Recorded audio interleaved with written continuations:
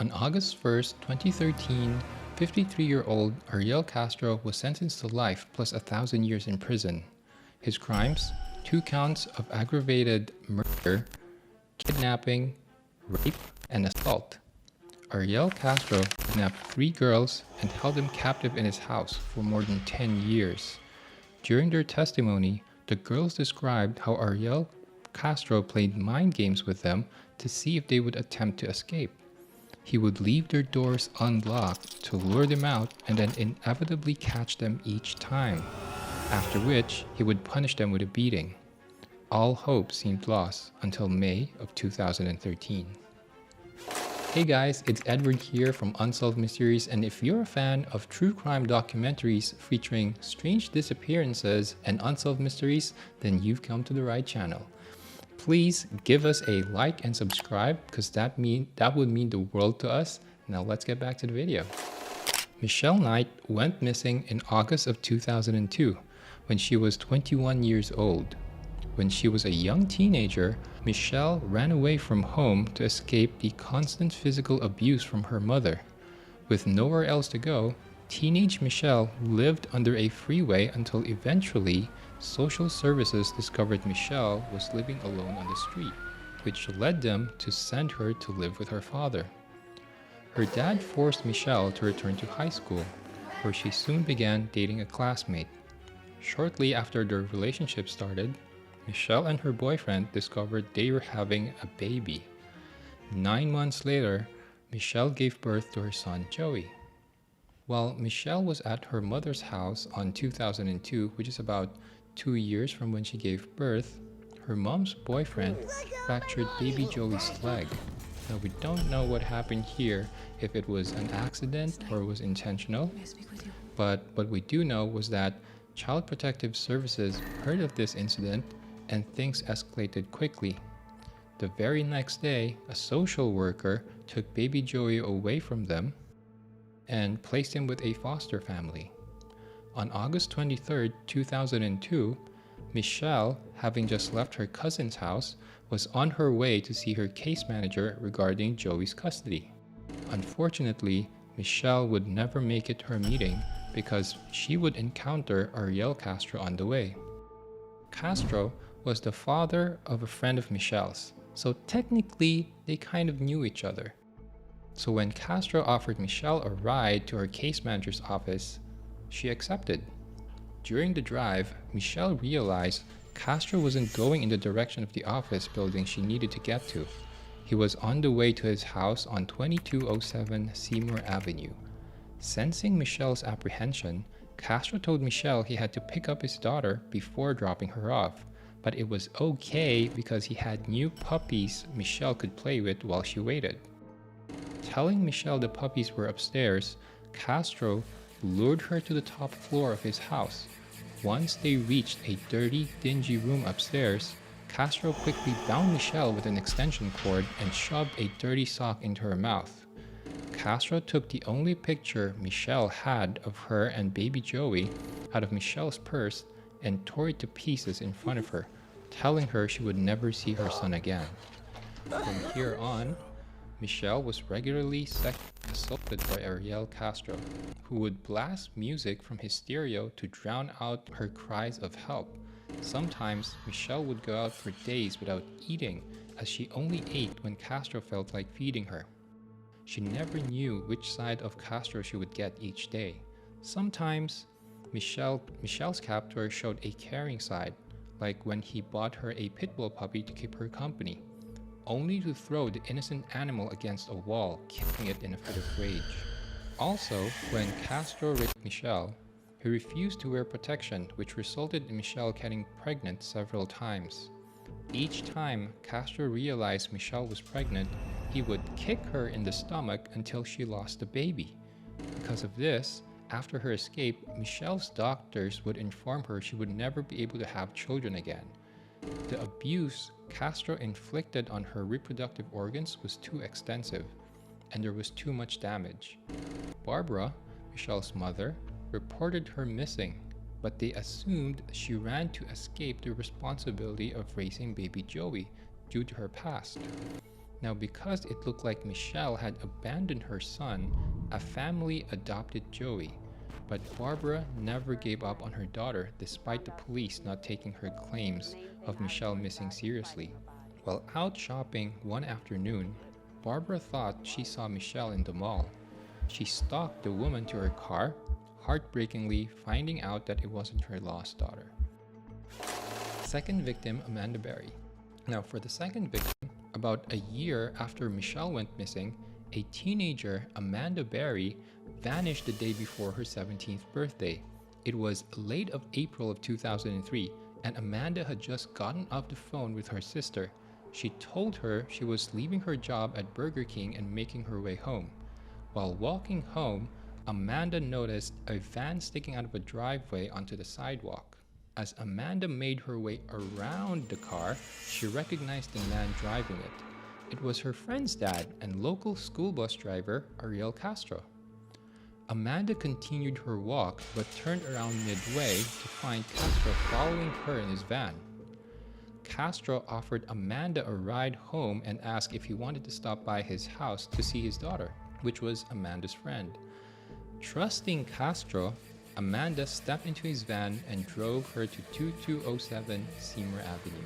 When Castro and Amanda arrived at the house, Castro told his daughter might be in the shower, but while they waited, he could give Amanda a tour of his home. The first thing Castro showed Amanda was a woman sleeping in front of a TV set in an upstairs bedroom. When Castro led Amanda to another abandoned room, he forced her to remove her pants. He took the terrified teen down to the basement, bound her, and put a motorcycle helmet over her head.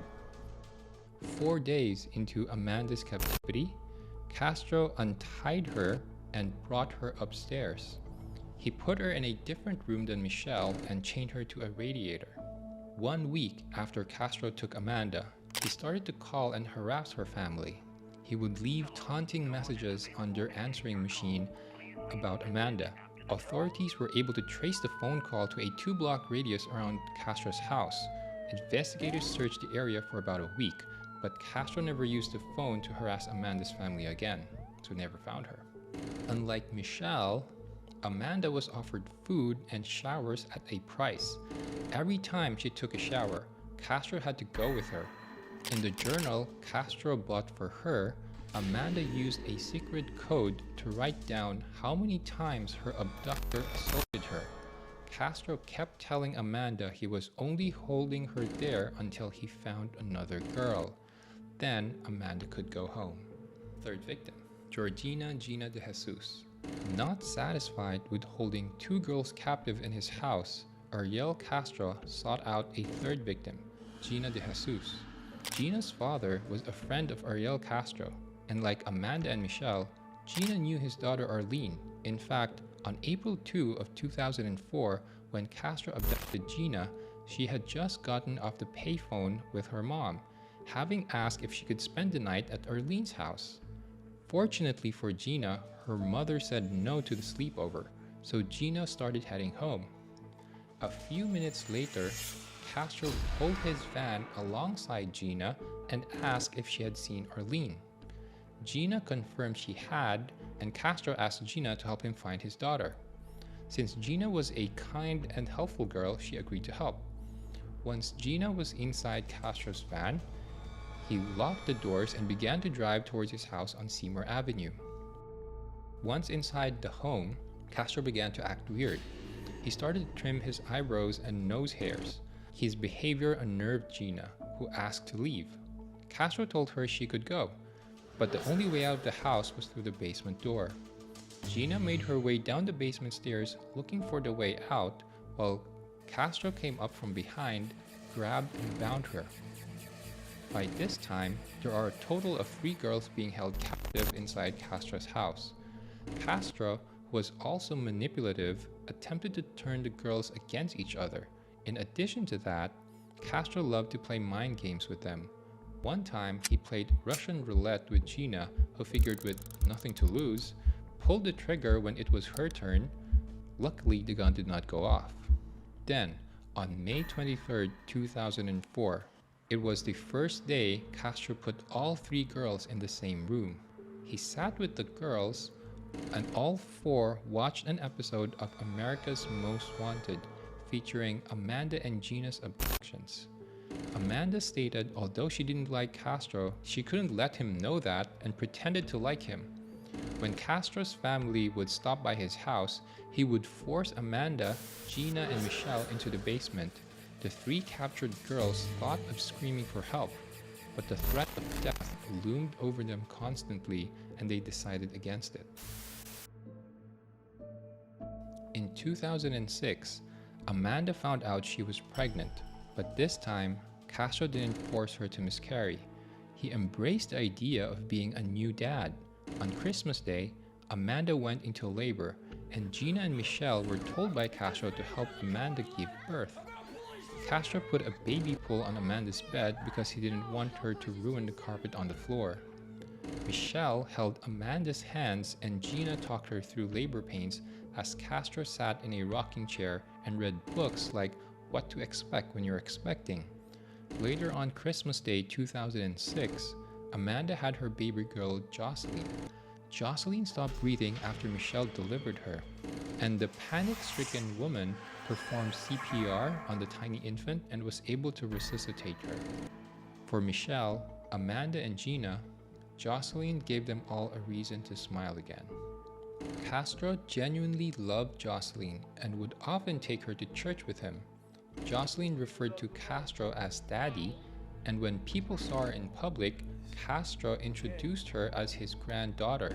When his children met Jocelyn or saw her picture, Castro said she was his girlfriend's daughter and he was taking care of her. In 2013, over 10 years after Castro first took Michelle on her way to family court, the women dared an escape. It was May 6 of 2013 when Jocelyn informed Amanda that Castro was gone. Amanda's bedroom door was open for the first time without Castro in the house. When she went downstairs, she saw the house's front entrance was not locked either. Although the storm door was padlocked, Amanda was sure she could reach an arm out. Amanda stuck her arm out the door and caught the attention of a man walking down the street. The neighbor was scared, but another man named Charles Ramsey ran to her and helped Amanda get out the door. Having escaped, Amanda grabbed Jocelyn and ran to call 911. Cleveland 911, do you need... Hello, police. Help me, I'm Amanda Berry. Do you need police, fire, or ambulance? I'm the police. Okay, and what's going on there? I've been kidnapped and I've been missing for 10 years and I'm here, I'm free now. Okay, and what's your address? 2207 Seymour Avenue. 2207 Seymour, looks like we told you for Soon, the police arrived at the scene and rescued Gina and Michelle. The women were held captive for a long time and many things changed while they were away. Amanda's mother had died, and in a tragic turn of events, her mother appeared on a talk show with a psychic. The psychic informed Amanda's mother that Amanda had died, which distressed Amanda's mom. Michelle's son was adopted, and she could not contact him anymore. It was thought she had abandoned him.